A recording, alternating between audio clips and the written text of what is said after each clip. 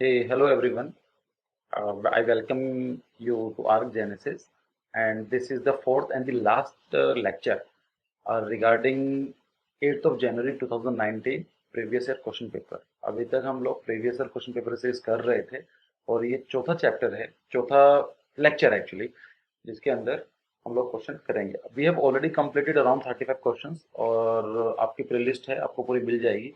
And from today we will work out from the aptitude or general studies like general knowledge question type of questions. They ask about the architecture related terms.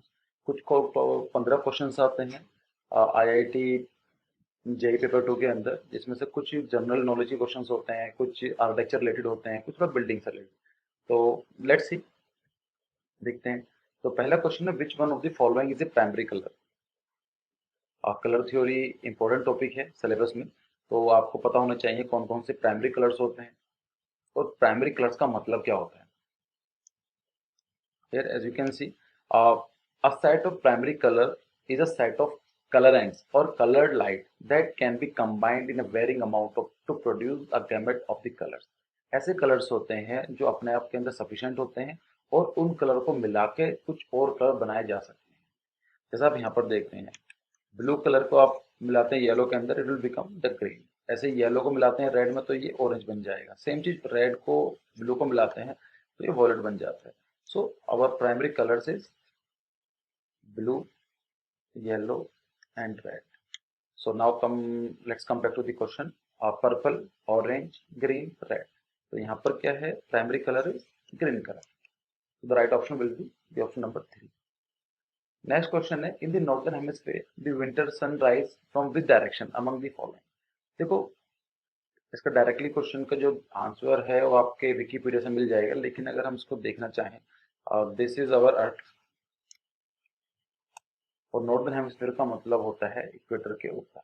This is called as northern hemisphere and this is southern hemisphere. Sunrise from east to west. तो normally आपने पढ़ा हो class 10 की geography के अंदर, ये tropic of cancer होता है और ये जो होता है Capricorn. Sun fluctuates like this, इस तरह से फ्लक्चुएट करता है। तो अगर नॉर्दर्न हेमिस्फीयर का मतलब यहाँ लेके चलते हैं तो this is east, west, north, south. तो एक्चुअली कहाँ पर निकलेगा सन? अगर यहाँ से निकलता है इस तरह से फिर जाता है, that is south east. The right option will be the south east. तो उसके अंदर यही बताया गया है, in the northern hemisphere the winter sun November December rises in south east direction. Geography class 6 से लेके 10th क्लास के अंदर ये काफी डिटेल में डिस्कस किया गया है एनसीईआरटी के अंदर, आप देख के इनको पढ़ सकते हैं। बाकी मैंने सेम चीज बता दी है कि जो sun rises from east to west, क्योंकि सन तो स्टेबल है लेकिन हमारी अर्थ क्या है, सन के रोटेट करती है वेस्ट टू ईस्ट करती है, और इसलिए हमें according to the theory of relativity east to west दिखाई देता है। लेकिन हम नॉर्दर्न हेमिस्फीयर में बात चल रही है तो सन यहाँ से that is south and east, इस डायरेक्शन में दिखाई देगी। Anyways, come to the next topic. A byte is which of one of the following? Byte के बारे में बात चल रही है। What is a byte? It is a group of stars, a unit of digital memory, an act of an acrobat, a unit of a sound. तो देखते हैं क्या नॉर्मल चीज है, अपना कंप्यूटर में यूज कर रहे हैं। Even this time you are also watching this video on your laptop और फ्रॉम योर मोबाइल फोन। तो ये कंप्यूटर में काम करता है। लाइक ये बाइट होते हैं, बिट होती हैं, बाइट होती हैं, फिर एमबीज होती हैं, फिर जीबीज होती हैं, फिर टीबीज होती हैं, लाइक हेयर। तो आप देख पा रहे हैं कंप्यूटर सिस्टम के अंदर बाइट यूज किया जाता है। सबसे छोटी जो होती है इट इज बिट, 1 और 0 में काम करती है। बाइनरी जो यूनिट होती है इट इज 0 और 1, it is called bit. Then byte, then KB, then MB, then GB, terabyte, petabyte, exabyte और डेटाबाइट। तो इसको आप देख पा रहे हैं किस तरह काम होता है। So the very easy question specifically for the students जो ऑनलाइन या फिर कंप्यूटर्स में ज़्यादा इंटरेस्ट रखते हैं। Which one of the abbreviation ISRO stand for among the following? इसके अंदर कोई पढ़ा नहीं सकता है, कई बार रिपीट होता है, आप कहीं पर सुनते हैं इसरो ने मंगल मिशन कंप्लीट किया है, चंद्रयान कंप्लीट किया है, मंगलयान, अब गगनयान की बात चल रही है। सो इसरो का मतलब क्या है? Indian space research organisation. तो आप इसको देख सकते हैं। What is the full form of ISRO? It is Indian space research organisation. Come to the next question. What does the abbreviation NASA? Again, ISRO is for India and NASA is for USA. तो इसकी full form क्या है? National architecture, no, national aeronautical and space administration. It is the full form of NASA. Here you can see. I have just cut copies from the Wikipedia. आप देख सकते हैं ये कहाँ की? यूनाइटेड स्टेट ऑफ अमेरिका की. Next question, which one of the following is a horizontal element that supports the load above opening in a wall in a building? Simple. देखिए, column, foundation, pillar. तो इसके बारे में इसका जो सही answer है वो लिंटल है. We will discuss in detail, लेकिन अभी देखते हैं कॉलम क्या होता है. कॉलम एक इस तरह का वर्टिकल एलिमेंट होता है, लाइक जो यहाँ पर कोई लोड पड़ा हुआ है उस लोड को ट्रांसफर करता है फाउंडेशन. फाउंडेशन का मतलब होता है नींव, इसको हिंदी में बोलते हैं. और उसका काम होता है, क्योंकि अगर इसको लोड पड़ेगा P is equal to F upon A, तो अगर एरिया कम रहेगा तो प्रेशर ज़्यादा पड़ेगा, तो बिल्डिंग स्टेबल नहीं हो सकती है. तो इसके लिए हम लोग जो वॉल की जो एरिया होता है काफ़ी कम होता है, कॉलम का एरिया बहुत कम होता है, तो इसलिए लोड को स्प्रेड आउट करने के लिए we use column foundation. So column, foundation and pillar.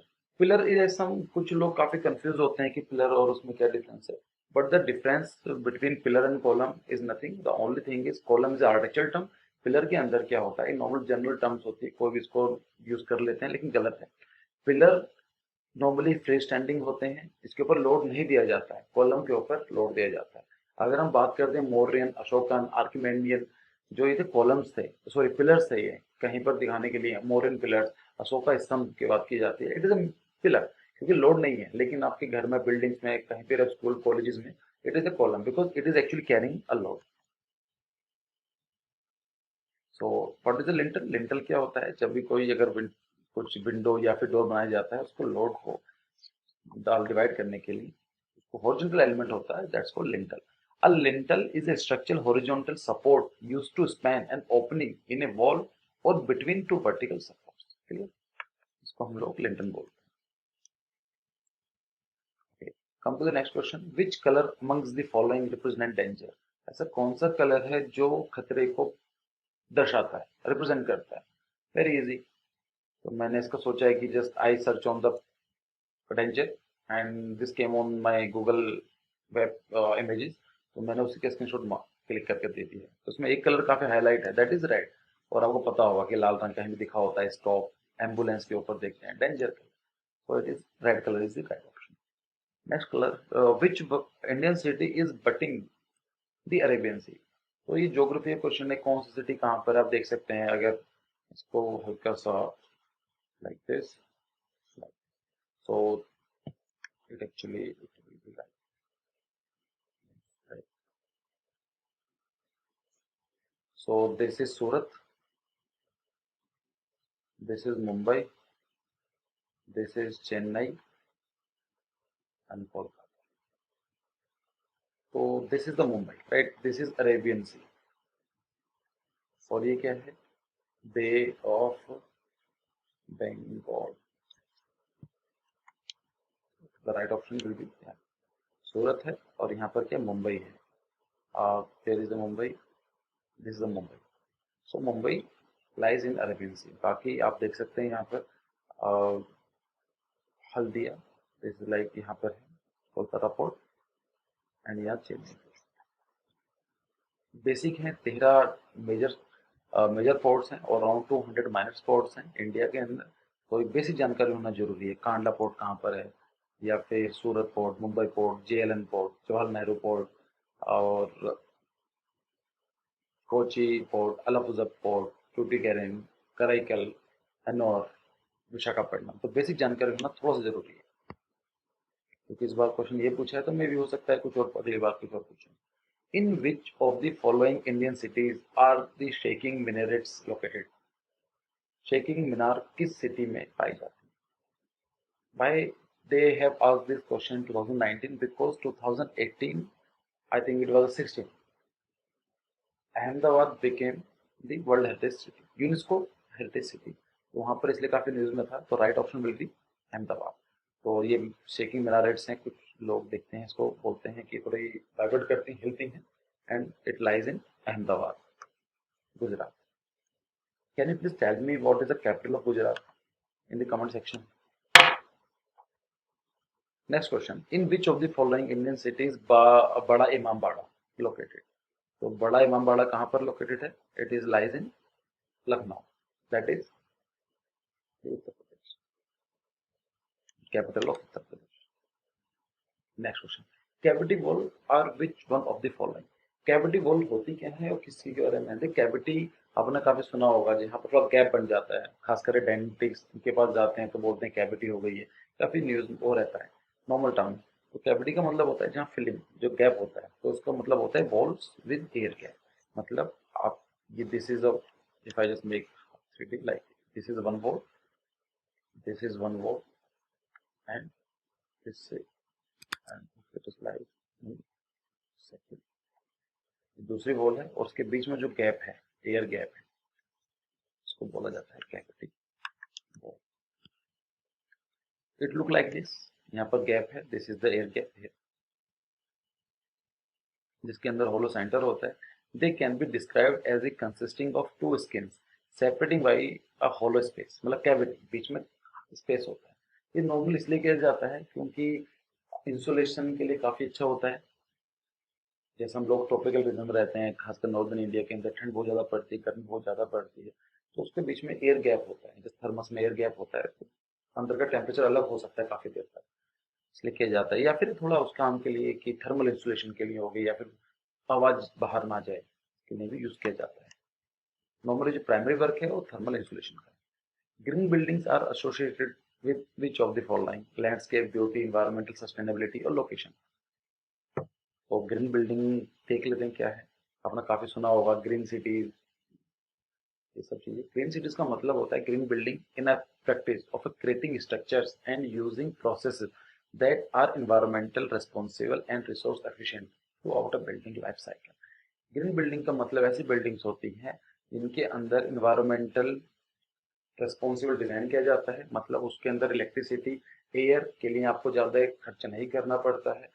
ऐसे मटेरियल यूज किए जाते हैं जो नेचर के लिए ज्यादा नुकसान ना दें या फिर अच्छे हों, उनको बोला जाता है ग्रीन बिल्डिंग। तो जैसे यहाँ पर आप इमेज देख रहे हैं, लेकिन एक चीज याद रखना, ग्रीन सिटी या ग्रीन बिल्डिंग का मतलब सिर्फ हरा हरा कलर नहीं है। तो ऐसी कोई सी बिल्डिंग हो सकती है जिसके अंदर एनर्जी की सेविंग हो और एनवायरमेंट को कम नुकसान पहुंचाए। Question number 13. Frame structure in high-rise building pertain to which one of the following? Frame structure आज आज अब देखते हैं, काफी टाइम पहले काफी 2 या 3 स्टोरी बिल्डिंग बनाई जाती थी मेन सिटीज में, लेकिन आज बहुत आसानी से काफी हाई राइज बिल्डिंग बनाई जा सकती है, 10 स्टोरीज, 20, 30, 40, 50। तो उसके लिए बोला था फ्रेम स्ट्रक्चर। तो फ्रेम स्ट्रक्चर का मतलब होता है कॉलम्स एंड बीम स्ट्रक्चर, इस तरह से। दिस इज कॉलम और यहाँ पर बीम है, फिर again this is like this column, उसके ऊपर फिर से एक खड़ा हो जाता है।